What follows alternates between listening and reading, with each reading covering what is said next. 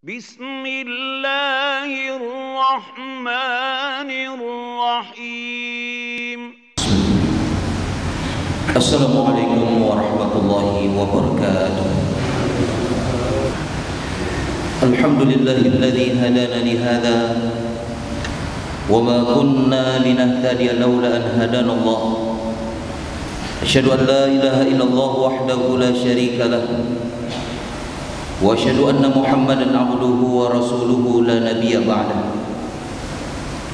Allahumma shalli wa sallim ala nabiyyina Muhammadin wa ala alihi wa ashabihi wa man tabi'ahu. Amma ba'du, fa ya ibadallah, usikum wa iyaya bitaqwallah, faqad fazal muttaqun. Qala Allah Ta'ala fil Qur'anil Karim, wa huwa asdaqul qailin. A'udzu billahi minasy syaithanir rajim.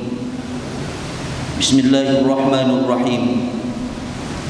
Ya ayyuhalladzina amanu taqullaha wa qulu qawlan sadida yuslih lakum a'malakum wa yaghfir lakum dzunubakum wa may yuti'illaha wa rasulahu faqad faza fawzan 'azima.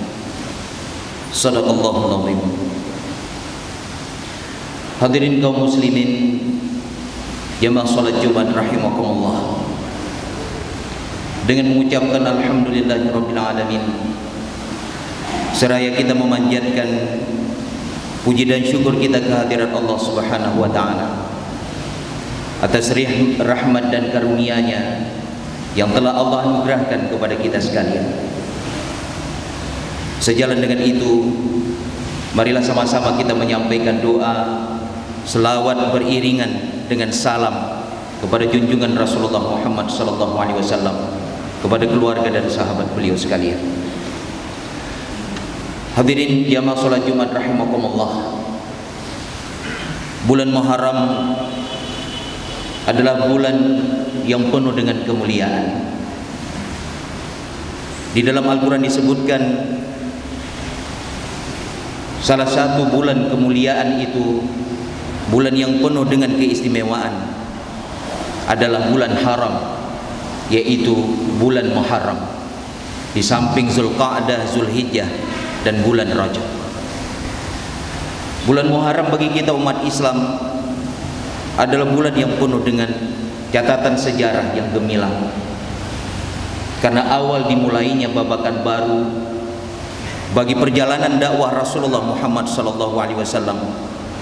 Setelah 13 tahun Rasulullah menyampaikan dakwahnya di kota Mekah Al-Mukarramah,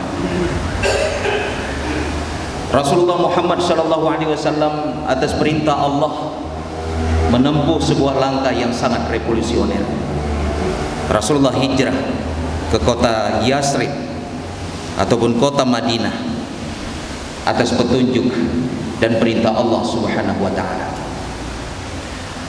Ada beberapa alasan yang dapat kita majukan kenapa Rasulullah Muhammad SAW menempuh langkah yang sangat revolusioner dalam sejarah umat Islam.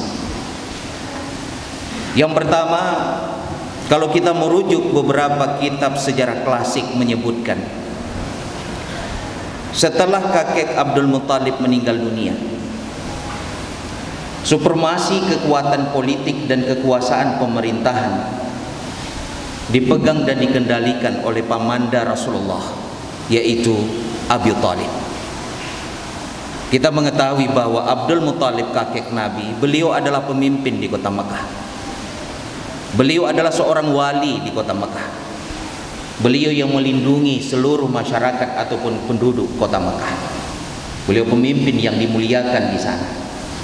Namun setelah kakek Abdul Muthalib meninggal dunia, supremasi kekuatan politik dan kekuasaan pemerintahan dikendalikan dan dipegang oleh pamanda Abi Thalib. Abi Thalib inilah yang selalu mendukung dakwah Nabi.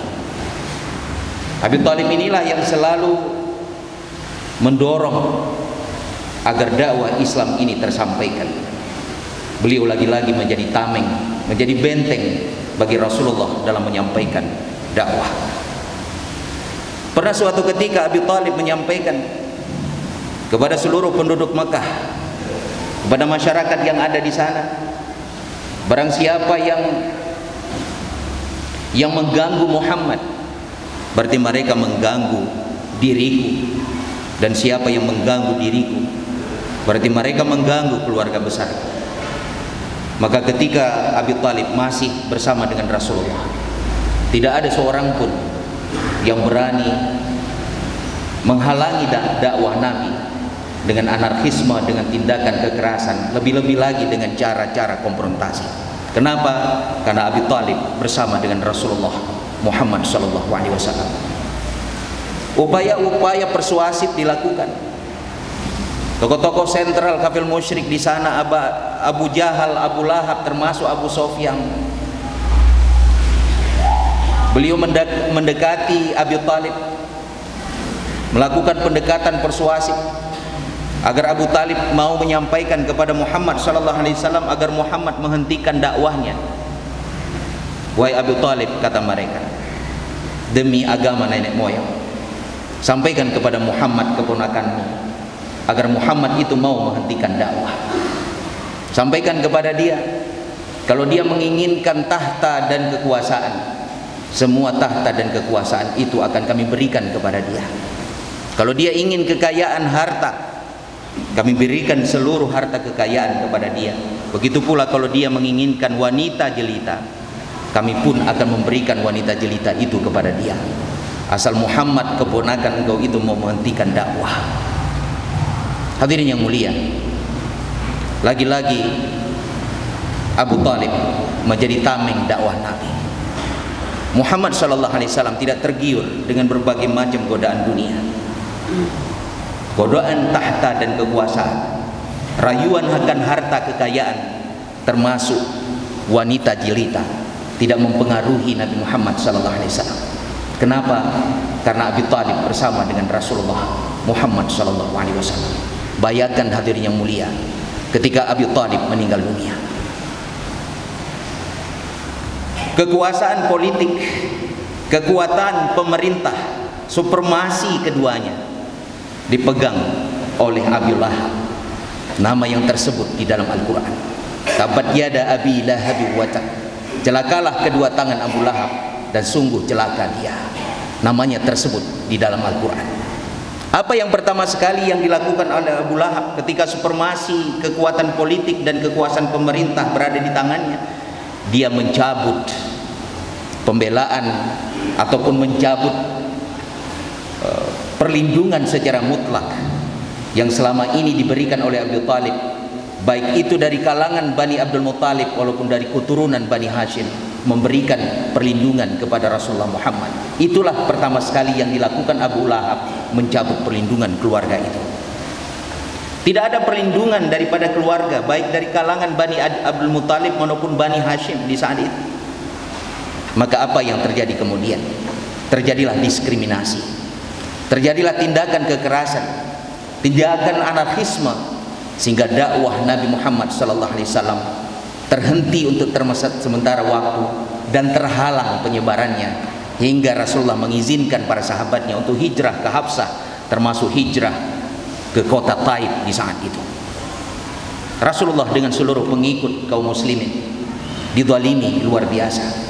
Rasulullah menyampaikan dakwah, bahkan ketika beliau mendirikan sholat, beliau sedang beribadah, beliau dikasari, hampir kemudian dilempar beliau dengan bangkai dan seterusnya. Kemudian yang kedua, Siti Khadijah. Siti Khadijah adalah istri beliau. Terkenal dalam sejarah istri Siti Khadijah itu adalah bangsawan. Dia punya reputasi ekonomi perdagangan, tidak hanya di kota Mekah, reputasinya seluruh Jazirah Arab. Di kota Mekah ada Abu Sofyan, seorang yang kaya raya, konglomerat, pakar ekonomi. Dia yang menguasai ekonomi perdagangan di kota Mekah. Tapi reputasinya di bawah Siti Khadijah radhiyallahu anha. Siti Khadijah yang selalu mendukung dakwah Nabi.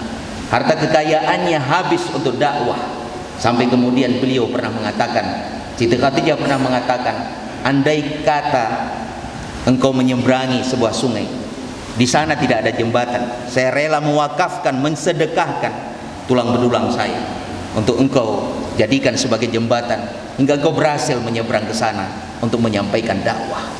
Begitu luar biasa dukungan daripada Siti Khadijah radhiyallahu anha. Abu Sufyan sebagai orang kaya tidak bisa berbuat banyak untuk menghalangi dakwah Nabi.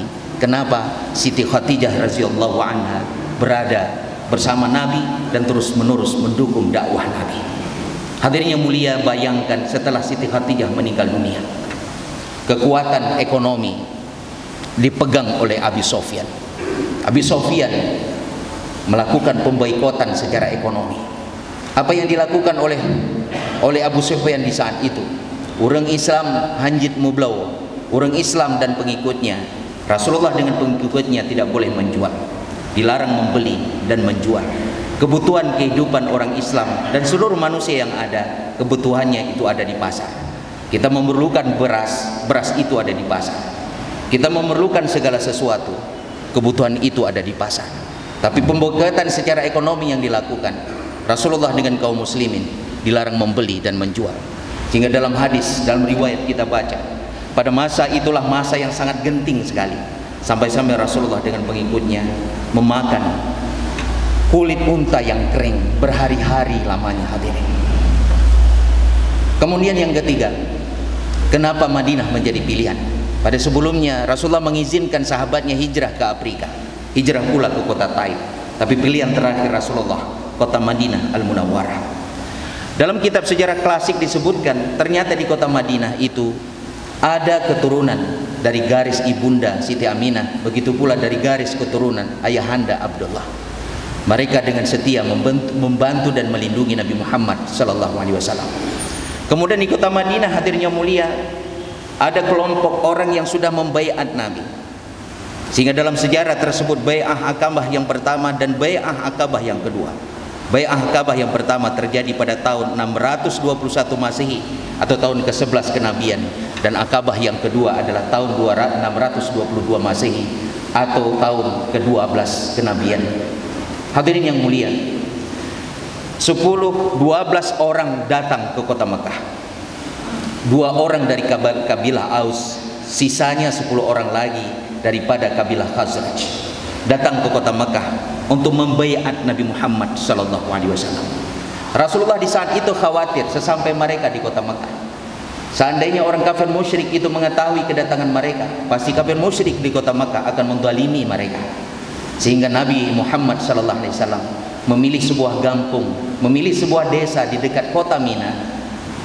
Kota, desa dan kampung itu bernama Aqabah. Maka terjadilah bai'ah yang pertama di sana. Salah satu butir terpenting, mereka setia kepada Nabi dan melindungi agama Islam.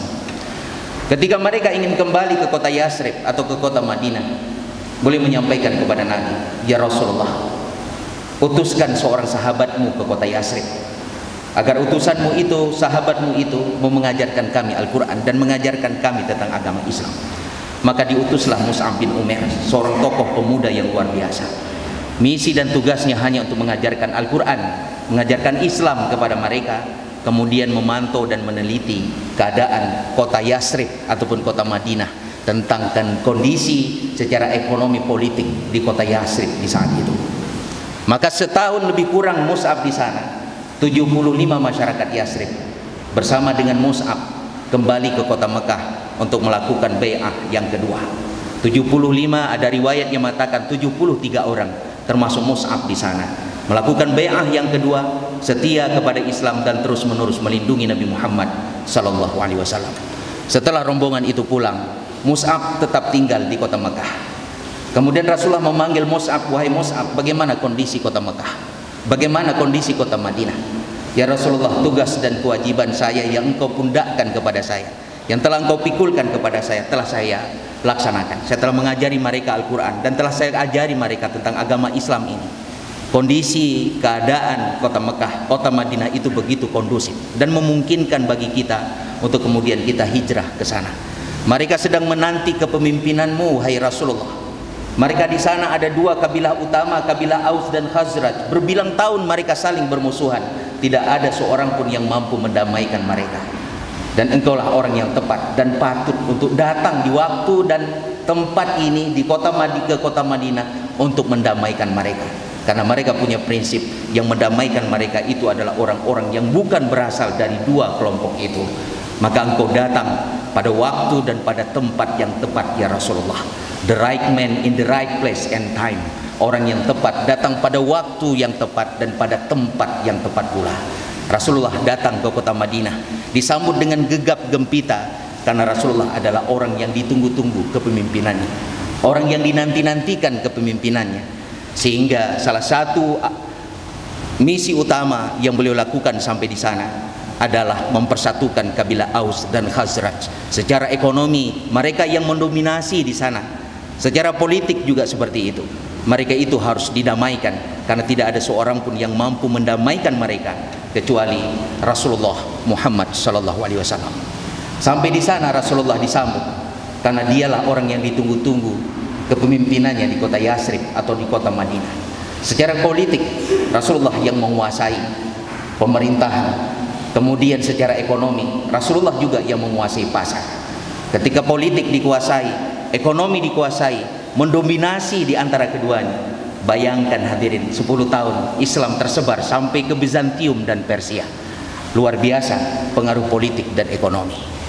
Maka pelajaran sejarah ini harus betul-betul kita renungkan kembali. Bagaimana Rasulullah dengan politik, dengan penguasaan pasar, penguasaan ekonomi mampu menegakkan Islam, menegakkan kalimat hak la ilaha illallah Muhammadur Rasulullah. Hadirin yang mulia, itulah secuil sejarah. Wajib bagi kita untuk kita mengambil ibrah dan pelajaran dari secuil sejarah itu. Betapa politik dan ekonomi menjadi instrumen yang sangat penting untuk menegakkan kalimat la ilaha illallah Muhammadur Rasulullah. Banyak di antara kita yang menyepelekan perkara politik. Banyak di antara kita yang menjadikan ekonomi itu bukan sesuatu yang sangat penting. Rasulullah menguasai politik, Rasulullah menguasai ekonomi, sehingga Islam tersebar sampai ke penjuru dunia, memasuki Bizantium dan Persia. Yang sangat luar biasa dalam bukti sejarah, 100 tahun setelah masa perkembangannya, Islam itu sudah menembus seluruh pelosok dunia, seluruh gampung-gampung, pelosok-pelosok yang ada di bumi ini. 100 tahun setelah masa perkembangannya. Kenapa umat Islam itu menguasai politik dan sekaligus menguasai ekonomi, dan umat Islam mendominasi kedua hal itu, politik dan ekonomi. Maka oleh karena itu hadirin yang berbahagia, mari kita maknakan Muharram sebagai awal daripada penanggalan tahun baru Islam 1433 Hijriah ini, untuk kemudian kita berupaya agar kita mampu mencekram kekuasaan politik hari ini dan ekonomi. Negeri kita dikuasai oleh asing dan asing. Jumlah mereka tidak banyak, tapi mereka punya reputasi. Kenapa? Karena mereka punya kekayaan. Dengan kekayaan ekonomi kapitalis, mereka jalankan politik negara ini dikuasai oleh mereka. 20.000 anggota DPR seluruh dunia, seluruh Indonesia. DPRK, kemudian DPRD tingkat provinsi, sampai dengan DPR RI, anggota DPD, 20.000 anggota DPR-nya Ban Mandum, mayoritas Muslim.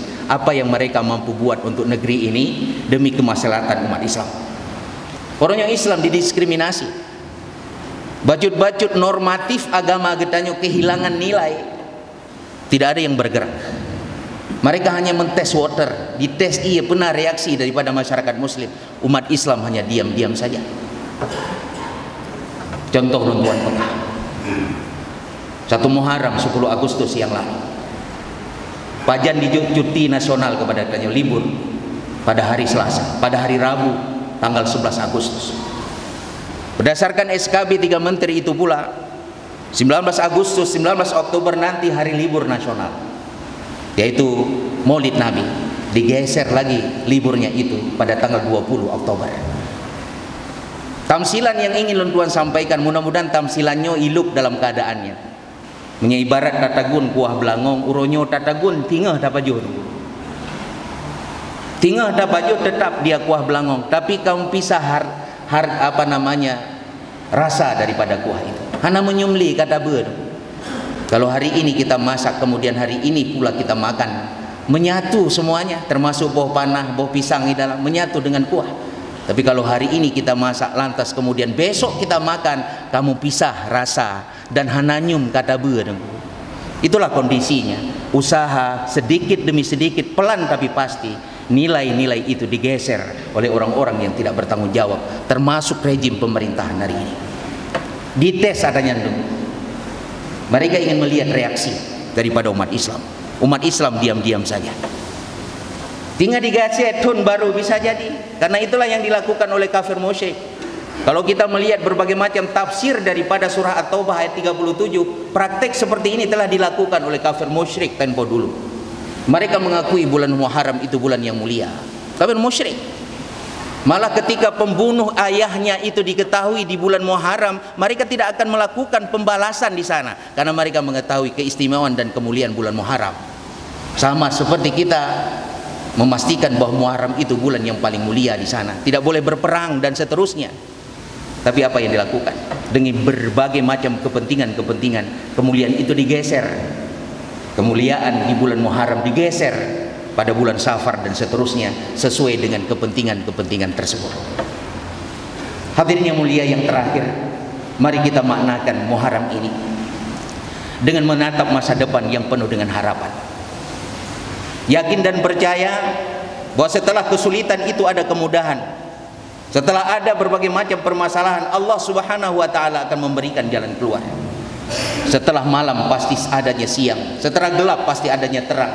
Walaupun kadang malam terasa begitu panjang, tapi kita yakin sebagai orang Islam yang beriman bahwa setiap kesulitan itu pasti ada kemudahan.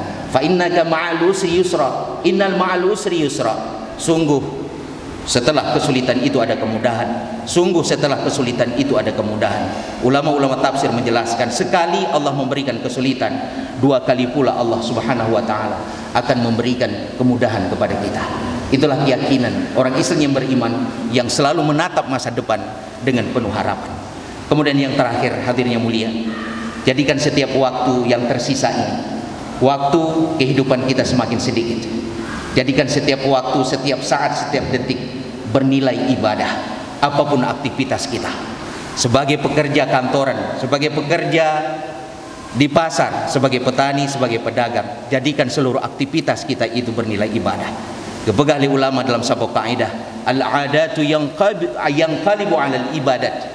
Al-adatu yanqalibu 'ala al-ibadat bin niyyati shalihah. Kebiasaan-kebiasaan akan berubah menjadi ibadah dengan niat yang saleh. Apapun yang kita lakukan, aktivitas apapun yang kita kerjakan, niatkan dia itu sebagai ibadat sehingga kemudian kita mendapat pahala di sisi Allah Subhanahu wa taala. Jangan sia-siakan sedetik pun, sesaat pun ketika Allah memberikan waktu yang sama kepada kita selama 24 jam kecuali untuk beribadah kepada Allah Subhanahu wa taala. Karena waktu dan masa yang tersisa itulah nikmat yang sejati yang kita peroleh. Terakhir saya akan menutup dengan sebuah syair yang terdapat di dalam kitab Al-Waqtu fil Hayah. Yusuf Al-Qardawi menyampaikan syair itu. Secara harfiah Al-Waqtu fil Hayah itu kita terjemahkan detik-detik masa. Yusuf Al-Qardawi mengatakan, semua makhluk di dunia ini adalah perhiasan sementara sebelum mati. Yang gaib belum tentu kemari, jika datang entah baik entah keji. Yang berlalu itu tetap saja pergi, yang dicita-cita belum tentu kemari. Sepanjang masa yang kita perolehi, itulah saja nikmat sejati. Barakallahu li wa lakum fil Qur'anil azim, wa nafa'ani wa iyyakum bima fihi minal ayati wa dzikril hakim, wa taqabbala minni wa minkum tilawatahu innahu al-ghafurur rahim.